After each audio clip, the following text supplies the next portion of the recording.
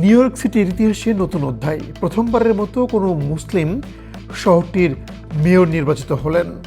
Democratic পার্টির প্রার্থী Zohran Mamdani new York সিটির 111তম মেয়র নির্বাচিত হয়েছেন। নিউ ইয়র্ক অঙ্গরাজ্যের সাবেক গভর্নর ও স্বতন্ত্র প্রার্থী অ্যান্ড্রু কুমো এবং রিপাবলিকান প্রার্থী কার্টিসকে পরাজিত করে ইতিহাস গড়েছেন তিনি। রাজনৈতিক বিতর্ক থাকলেও বিশ্লেষকরা বলছেন, মামদানির জয় মার্কিন রাজনীতিতে এক প্রগতিশীল বাঁক। তরুণ ও অভিবাসী ভোটারদের সংগঠিত শক্তি এই নির্বাচনে ছিল মূল পার্থক্য।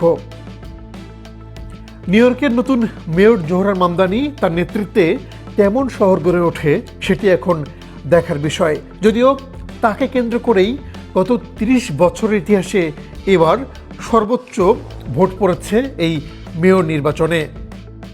রেকর্ড সংখ্যক মানুষ তাকে ভোট দিয়েছেন।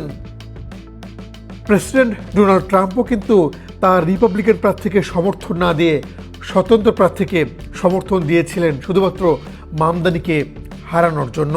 যদিও সব বাধা অতিক্রম করে জয় পেয়েছেন মুসলিম প্রার্থী এই মামদানি।